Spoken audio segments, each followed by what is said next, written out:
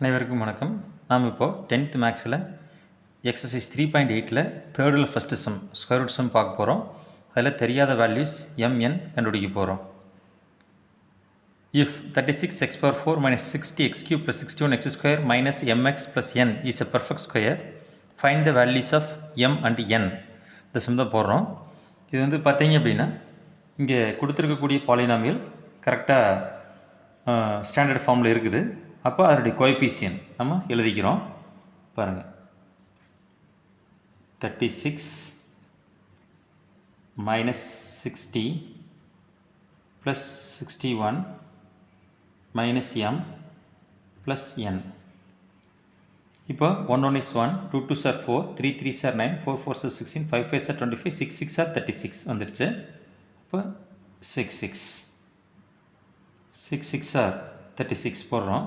இப்போ சப்ராக்ட் பண்ணணும், அதுக்கு பதிலாக சைனை சேஞ்ச் பண்ணுறோம். இப்போ ஆட் பண்ணணும். ஆட் பண்ணால் ப்ளஸ் 36 மைனஸ் 36 கேன்சல் ஆயிரு.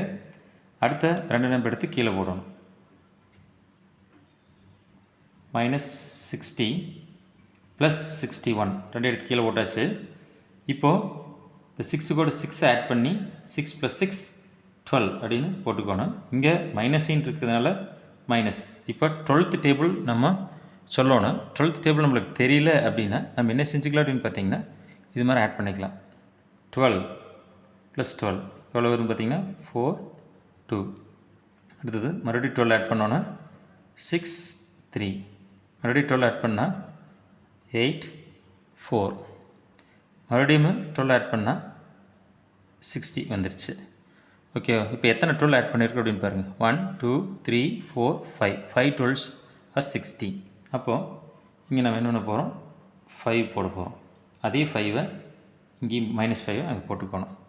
அடுத்தது minus into plus minus 5 12s are 60. அடுத்தது minus into minus plus 5 5s are 25. இப்போது சைனை சேஞ்ச் பண்ணிடுவோன்னா இப்போ மைனஸ் 60 ப்ளஸ் 60 கேன்சல் ஆயிரு. Plus 61 minus 25. நம்மக்கிட்ட பணம் 61 ரூபாயும் கடன் 25 ரூபாய் இருக்குது. பணம் தான் அதிகமாக இருக்கிறதுனால ப்ளஸ்